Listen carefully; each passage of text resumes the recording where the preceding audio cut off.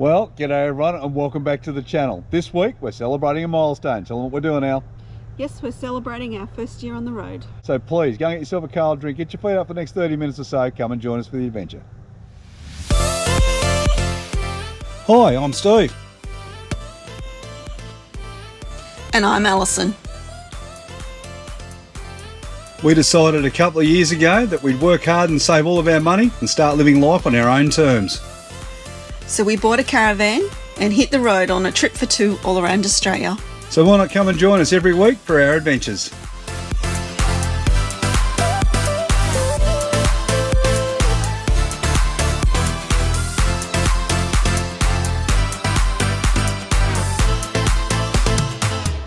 Well, as we said in the intro, this week we're celebrating our first year on the road, and later on we're going to answer all of the questions that you sent in to us. I've got to say, we got a ton, but what we did is we just tried to break those down into similar sorts of groups so that we can get all of those questions answered at once. But we'll go for a walk and do that somewhere else. Ali's just getting set up for work this morning, so good morning. Good morning. she's only just opened her eyes. She's got the computer open, away you go. But we've got a big day on today, so we're going to go out and get all of that done. I'm going to go out and cook some brekkie, aren't I, Al? You are, yes. So you would have seen a couple of weeks ago that we put the AC240 Power Station into our gear, and we've really worked out a great way to utilise that now and really have it work well for us, doesn't it? It does work well, actually. Yeah, we've found a good little combo for us. We have, yeah, and it's really sorted out our off-grid living, hasn't it? Like, we can stay a long time off-grid now. I think it really helps. Helps our grid living. I told you she just woke up. I can't even speak. Especially when the sun isn't shining or as powerful as it can be, yeah. That's right. If you've never gone and been outside using a solar system long term, in the winter the sun changes, doesn't it? It does. It's not as strong. Yeah, and you don't seem to get as much power throughout the course of the day, but this has really filled a gap for us. Anyway, I'm going to take you out. I'm going to cook a bit of brekkie. We'll come back in, we'll do that. Then Ali and I are going to take for a walk along the beach and answer a lot of your questions. Well, just before I get on with showing what we're cooking for breakfast, I'll just make a quick apology. You'll be able to hear a lot of background noise here. That's because we've got a factory that's very close to us. We're at that low-cost camp in Karoy, and this is the noise that you get till about 3 o'clock in the afternoon. It starts at about 5:30 in the morning.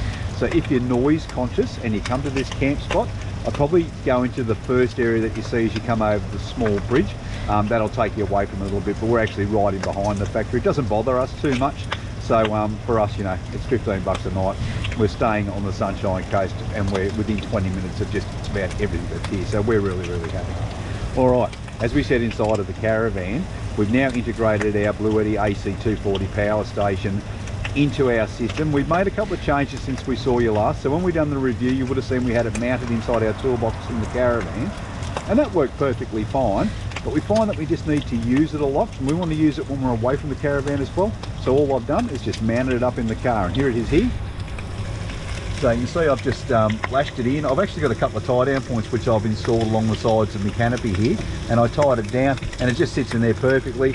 I keep it on one of these blue mats just so it's not getting bounced onto the ground. It has that little bit of shock absorption, and we're starting to use it for all sorts of things that had a big drain on our battery system, and that included our Starlink, because that's constantly running all day because Alison needs to work, so we run that all off the BLUETTI now. And I bought the high draw appliances from the caravan and I use them outside, and that's proved to be absolutely fantastic because it takes those cooking smells out of the caravan as well. All those, you know, things like you might do like with your induction cooktop like I'm doing right now. So at the moment I'm cooking some bacon and eggs.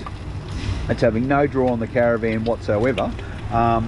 But it also alleviates that smell you get inside. But we also use our air fryer out here, we use our rice cooker out here, whatever it is that we want to use and we don't want to draw down, and that's allowed us to stay off-grid even longer. Well, here we are out doing one of our favourite things, and it's going for a walk on the beach in the morning. And as we said a million times before, but we're going to say it again, a walk on the beach in the morning is good for the soul. It is good for the soul.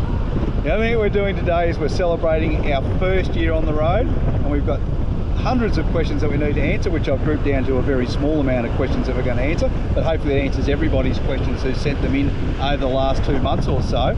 But the first question that I have today is to Alison, and it's, what do you think about your first 12 months on the road?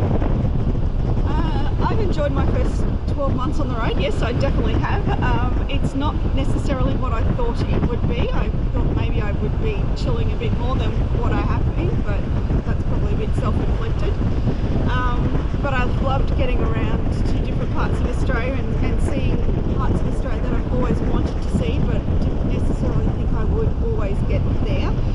really enjoyed that.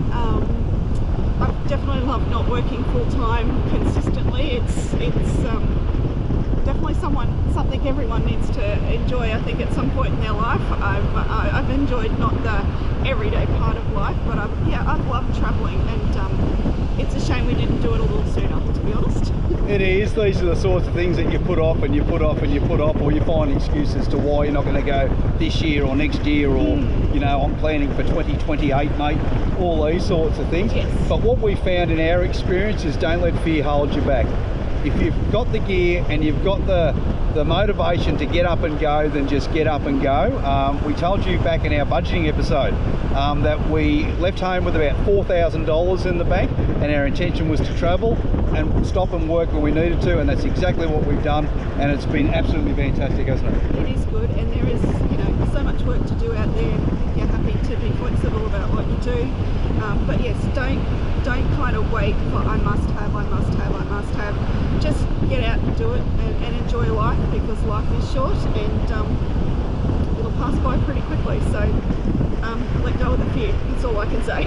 It certainly does. So in today's episode, what we thought we'd do, because as I said before, we got a lot of questions from you guys about our travels and what we get up to, and just about our gear and things like that in general. We thought that we'd try and answer those for you, because we've got so many questions. I've grouped them into the main question groups, so hopefully that answers everybody's questions.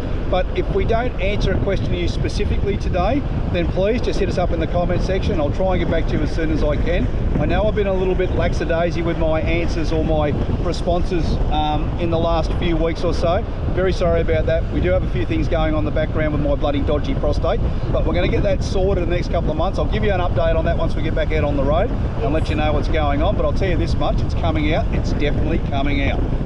Okay, so the first question we've been asked is, what camera and editing software do you use?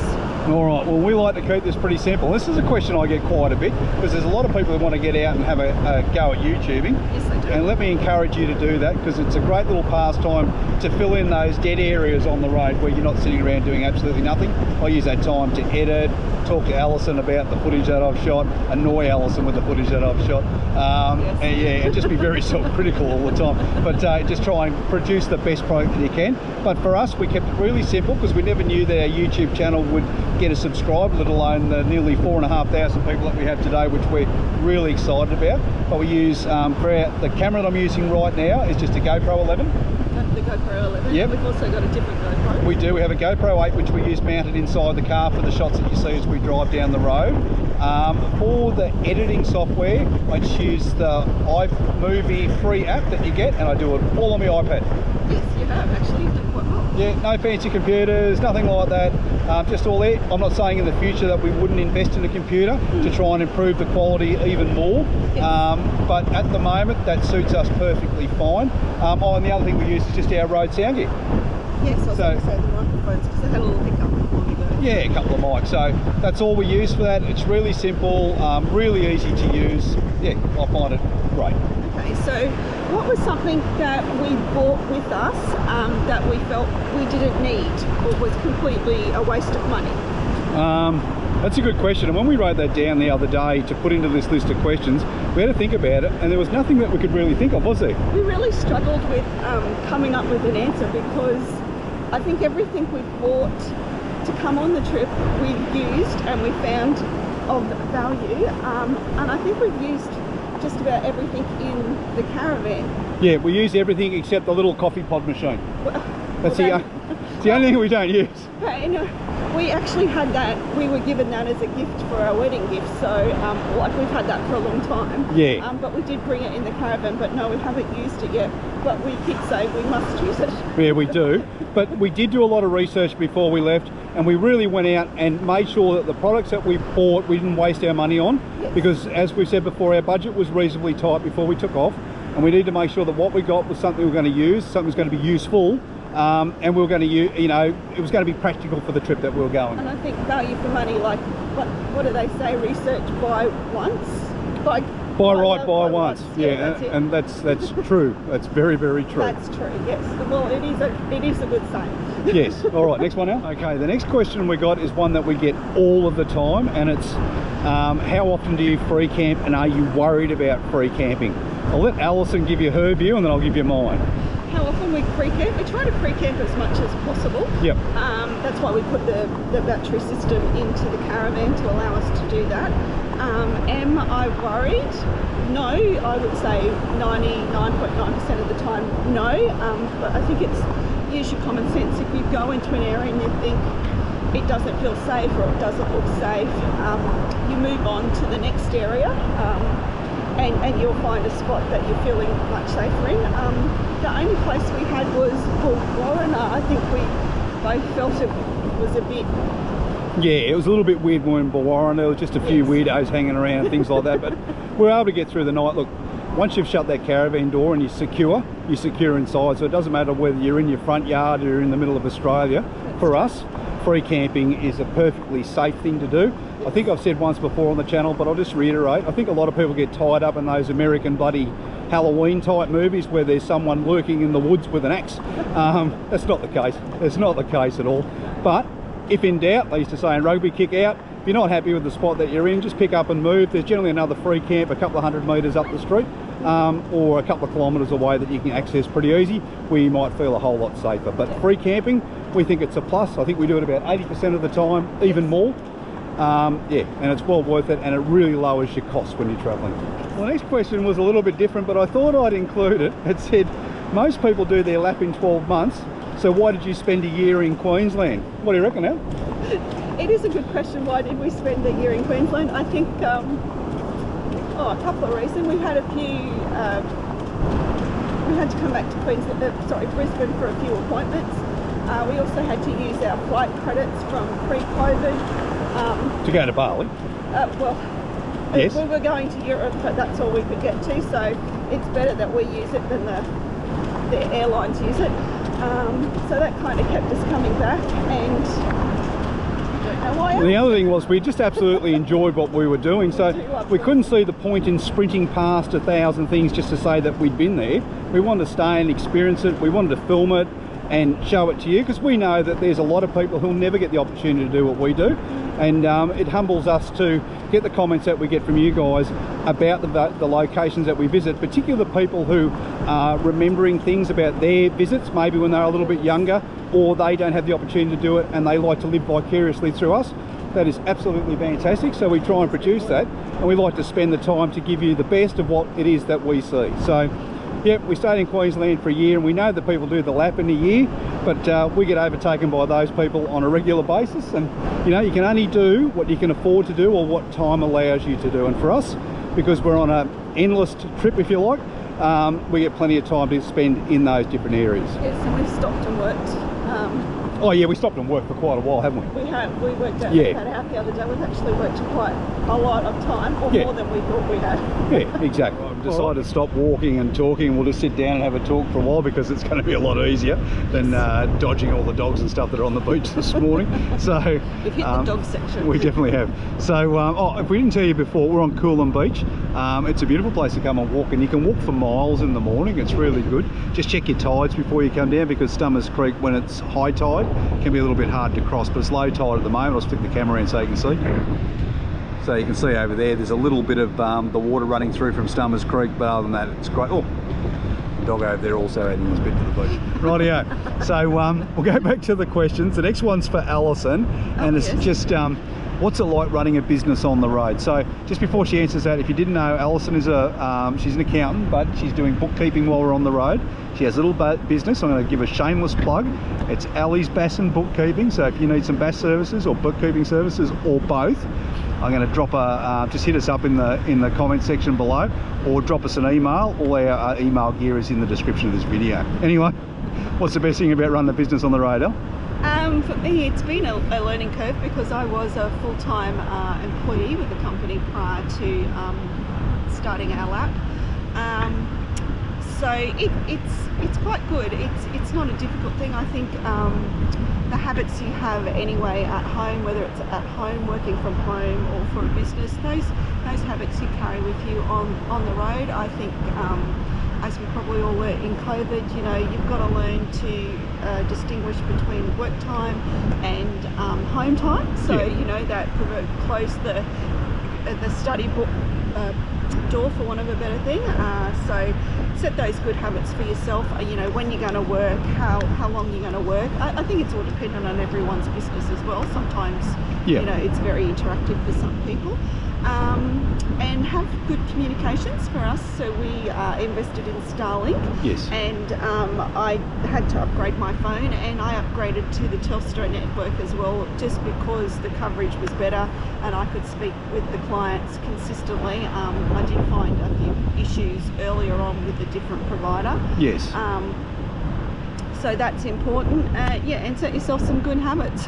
Yeah, Starlink also provides some Wi-Fi calling too, which has been very beneficial. Yeah. All right, next question. How do you fund your travels? What is your budget? So we done a budget episode not too long ago, and I think we worked out our budget was between about $750 and $800 a week. I think in practical terms, we try not to spend that every week, but on an average that's probably where it sits. That's been our spend over 12 months, but yeah, that's accounting for everything too, so all our insurances and rejos and all the other things. And we've got a little visitor just coming over to say hello. We have. Hello, mate. Hello, puppy. Here he is. You're beautiful. Yes. You are. Hello.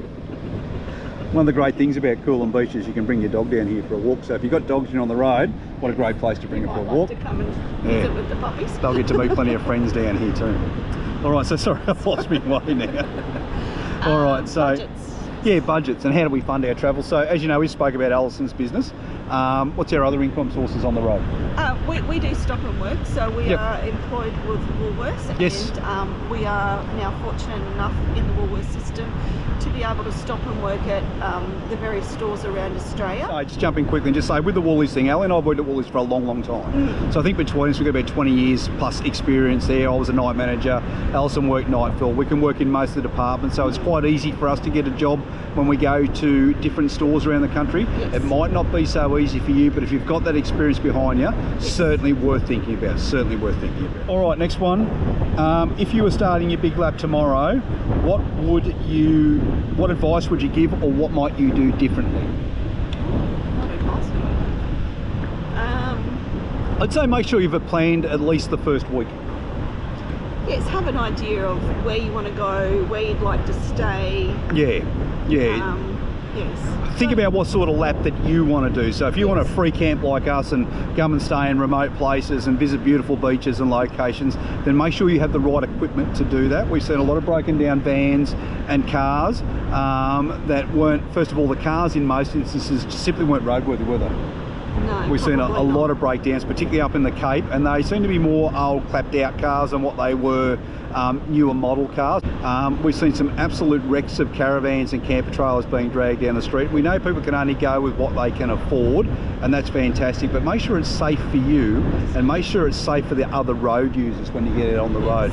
Particularly around those holiday type periods when people are out around Easter and Christmas and things, because that's where those vans and things that have been sitting in backyards for 12 months now are getting pulled out for that, 4 to 5 weeks use over the period of time. So just make sure your gear's safe.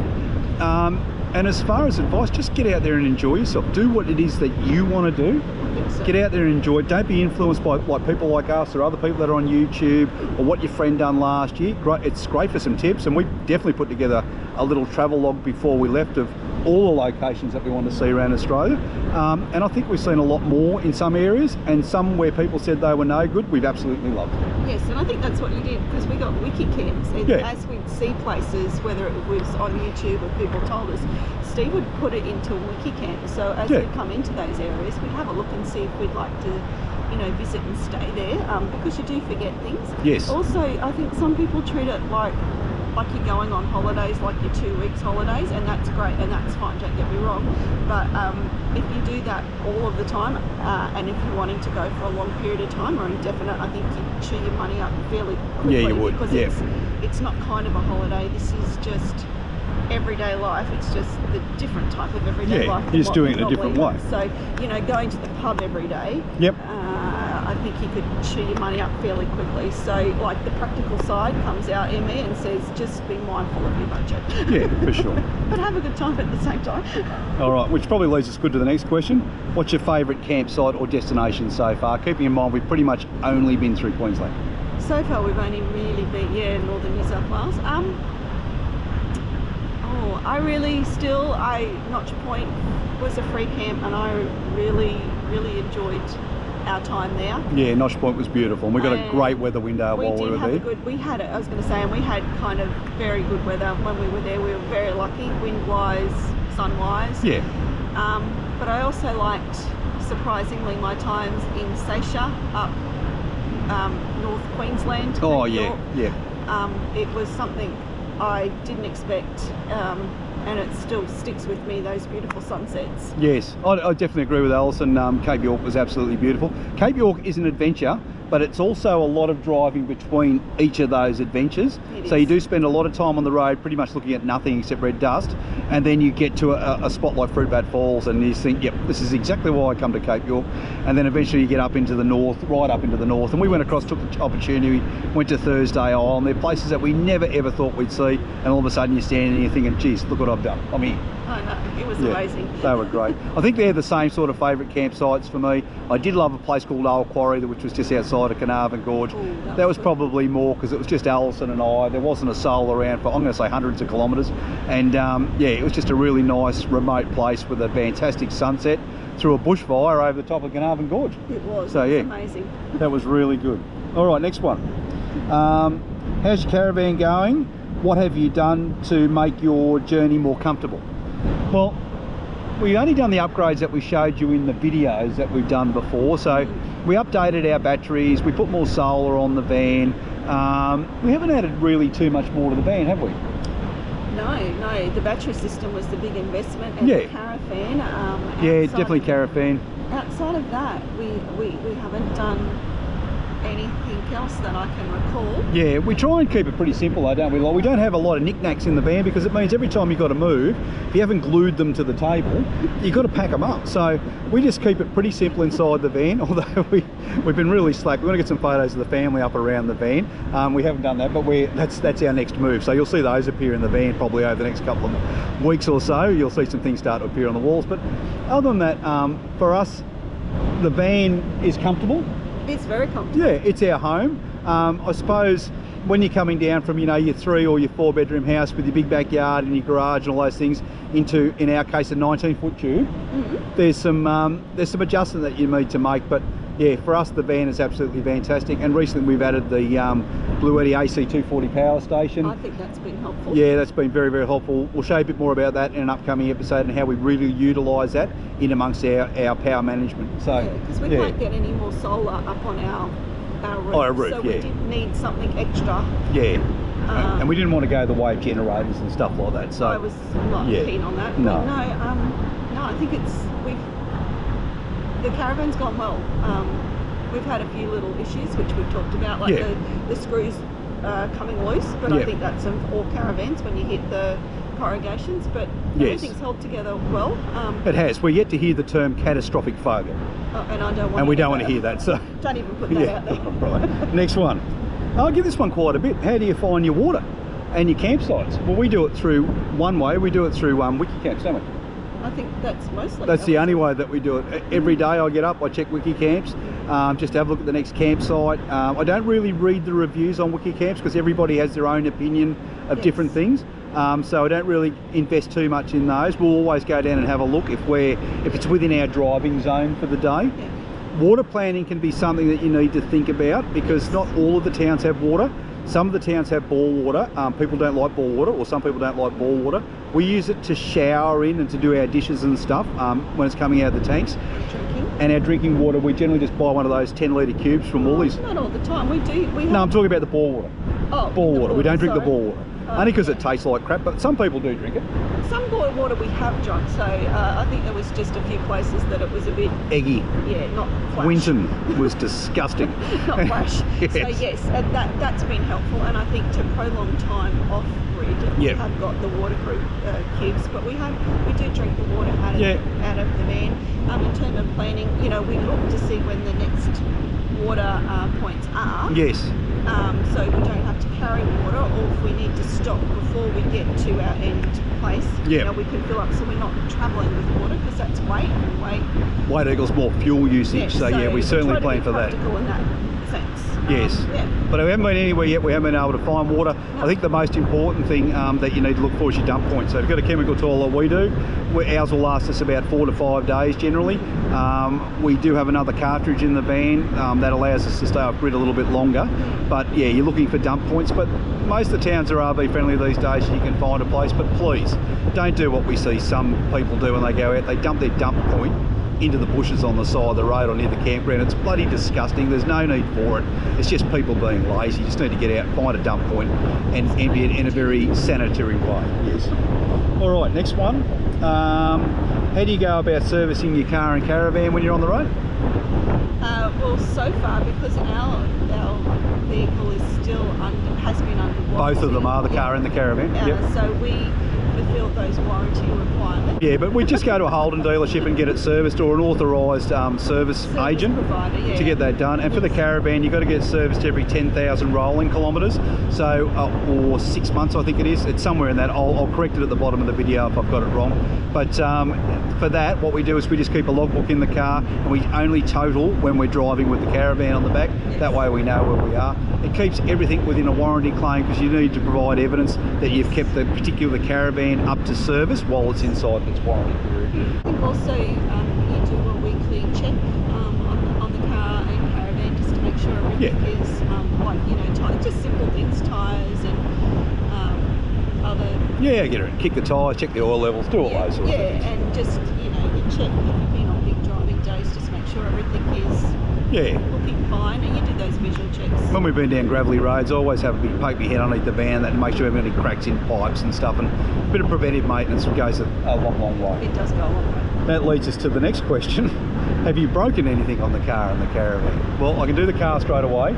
We lost a nut out of a bracket on the PDR for the handbrake. So we just had a little handbrake bracket hanging down, but that was nothing significant. And for the caravan, just a few loose screws, nothing spectacular in there. We had the drawers realigned and fixed. That's pretty much that it. kind of sinks it. Yeah, the drawers weren't real great when we got them. They were a bit, I don't know. Just dodgy cabinetry, but you get it in all the brands of caravans. We've had it resolved now, it's all perfectly Yeah, fine. other than that, I think everything's been pretty good. Yep. All right, here's a controversial question. What YouTubers inspired you or inspire you, and who did you watch and who do you still watch? And so we'll start with who inspires us. It didn't really inspire us. We just like to watch some adventures these days, don't we? And currently, And we have our YouTube channels that we like. We don't watch a whole lot anymore. No, as much as we did prior to going on our trip, which we really enjoyed watching everyone else's adventure to see where we like to go and get out and visit. Yeah, for sure. Now, we don't seem to watch as much. No, we don't, but we still have our old favourites. Like we love to watch Now or Never. Yes. And we love to watch Just Vanning It and those sorts of people. Wild touring. Yeah, Wild Touring, Cam and his crew over there, very, very good. Yeah, really enjoy that. I think prior to travel, we used to watch a bit of Trip in a Van. In the earlier series of Trip in a Van. Around Australia. Yeah. Saw some amazing places. Yeah, we definitely enjoyed that. We watched the To-Doing family. We did watch the To-Doing family. They done their lap in 2019, and I'm going to say they had a great little channel. They were a family of 5 that were travelling around the country. They were doing a 12-month lap, and he done it really well, didn't he? They did do it quite well. And as they went on, they got better with their filming, but like everyone does. But no, I really enjoyed their series. Definitely, and a little bit like us too. They make their own coffee. They, well, I wouldn't say make their own coffee. Like they went out. They make their lunches before they go out of a day, and just do that. And that's what we do because it saves you money when you're on the road, and you get to go out and have a great adventure. But yeah, I don't know. I don't know if anyone else. We watched Sparky's on the Loose. Oh, Sparky's on the Loose, and just a full disclosure, Curtis is our Sparky at home. He is. Yes. So, Curtis and Amy, we quite enjoyed their series. They were quite funny. Yeah, they were. Yeah, and he's a funny man, Curtis. He's a funny man. He is very funny. And in fact, we met him the other day and we had coffee with him. We did. And we asked him when he was getting back out on the road, and I'm not going to tell you when, but it's going to happen at some point. Yes. Yes. Life is happening at the moment for Curtis. So. Yeah, so that's good. Variety of people I think you watch along the way. Yeah, but it's been good. It has been good. All right, next one. This one I think we covered a little bit before. What's your weekly budget, and do you find it hard to stick to? Our weekly budget I think sits around, we said, what, 700. Yeah, 750 to 800, I think it was. Yes, I think that's the average. As I said before, we don't really spend that much money every week, but once you add in all the bills, etc., it'll average out to about that. Yeah, yeah. Do we find it hard? Like, I think like everybody in life, occasionally it is tough to stick to things happen, but bills appear that sometimes you weren't expecting. Yep. But yeah, on the whole, I think we stick to it fairly well. Yes, we do. You know, like at home, if things start to blow out, you pull your head in and you don't spend so much money on other things. Yeah. You know, you stick close to base. Exactly. All right. And the final one, Al. What was your best buy, or what would you recommend as an absolute must-have in your caravan? Must-have? A must-have. What do you reckon would be the best thing that we bought? I got one thing in mind. Have you got anything? I don't know, you go first. Look, I tell you what, we've gone out and we bought a lot of stuff. So we've got muck mats. They do keep a lot of dirt out. The sea gear mat is fantastic. Yes, the sea gear. Definitely that, because it allows the dirt to go through but not come back up. So that's great. We noticed there's a lot of reduction of dirt that goes inside the van when we've got all of those things working outside. Yeah, particularly sand. They're definitely must-haves. The Weber barbecue. I mean, you can have whatever barbecue you like, but we do a lot of cooking outside. Yes, so that's. We don't have an oven, and that's why we made that choice not to have an oven. So that certainly worked for us. But I would say the one thing that I use every single day of the week, we didn't pay a lot of money for, but is something that has absolutely been essential to our travels, is our Topogy flow meter that we have that lets us know how much water we got in the caravan. That has actually been quite a good investment. Yep. I think it cost us like about 180 bucks. We got the Cam Wild discount of 10%. Yeah, we saw it on Wild Touring. Yeah, that's where we saw it. Quite good, because we've got the two tanks and we can't, and they feel kind together. of, yeah, they're not isolated. We can't isolate them, so yeah. It's good to know. Like, you've got the it's all on the app, so you can have a look on your app that's linked to your flow meter. I'll just cut some pictures of it in while we're talking, and it just tells us how much water we got left, how much we've put in there, and yeah, I check it every single day, and it allows us to determine how much longer we can stay off grid. It allows us to determine what our water usage is like. Now, for Ali and I, you think about your water usage throughout the course of the day. We use obviously showers. Yes. There's washing up. We wash up usually once a day. Yeah. Days when we're off grid. There's toilet use. There's drinking water. All those sorts of things. So we use about, on average, 20 litres a day. We can turn that down to about 15 litres a day when we're pushing it. And for us, capacity of the tanks is 190 litres, but the reality is it only holds 160 for a variety of different reasons, but that's all you get out of them. For us, that gives us about 8 to 10 days off grid, and it's all because of that app. We're able to see how long we've got left. And to be honest, like, there's two parts. There's the bit that can tell us how much water is in. I have another flow meter that lets me know how much I'm putting in. So, and then we've got the one that tells us our everyday usage and where we're sitting in our tanks, and we found that quite good because, as I think most people know, the Caravan system, the information you get off. Oh, the one we get off our projector 300 little screen is rubbish. Yes, yeah. And I think that's kind of common in a lot of caravans. Yeah. So I think this has allowed us to be a bit more accurate. So it has, but I thought that it wasn't. Yeah, it was such a small buy. It was so easy to install. It's something that we use every day. And when we got the question, I thought, what is it? What is it? What's that one thing? And I think that is that one thing. That is, and because you can buy other systems that are quite more expensive to tell you how much water you got in your system. So for sure. It was a really good economical option, I thought. It was. So that's for you. Yeah, I agree. Gosh, for me, we talked about the sea gear mat and the rugs. The other thing I really like, but it's very expensive, is our battery system. I'm glad we invested in it. Yep. But it's what we could afford at the time. So if you haven't seen our channel before, just while Alison talks about that, 400 amps of lithium, we've got 720 watts of solar on the roof. Yeah. So we knew our Caravan wasn't coming with a great battery system, so we made the choice to research and invest in that, and we do that through Accelerate Off-Grid on the Sunshine Coast. Yeah, they were great to deal with. Yeah, great to deal with. So they managed to put a battery system together to suit our budget and to suit our needs.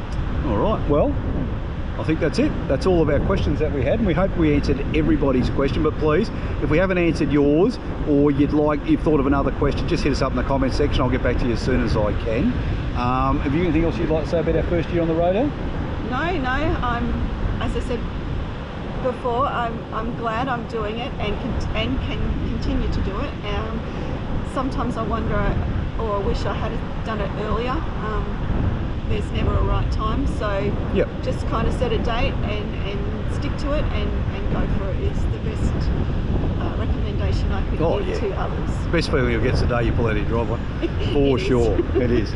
All right, well, thanks so much for watching. Thanks so much for all the people who support our channel, particularly over this last 12 months. The channel's just coming up onto its first anniversary in June, and we're pleased to say we've got over nearly 4,200 subscribers now. We didn't even think we'd get 42, let alone that amount of subscribers. So thank you so much for all your support. Our plan from here is we're going to move north. We're going to do a little loop up through the Northern Territory for a couple of months while I wait my turn for surgery. Yes. And I'm going to see the specialist or the surgeon this weekend, so I'll give you an update in some upcoming episodes, what's going on there. But I sort of want to put that in the background because this is all about our travel and not so much about my bum. Anyway, if you like today's episode, make sure you hit the like button before you leave. If you haven't subscribed to our channel, please think about subscribing. You have yourselves a great week, and we'll see you next Saturday. Bye bye. See you next time. Bye.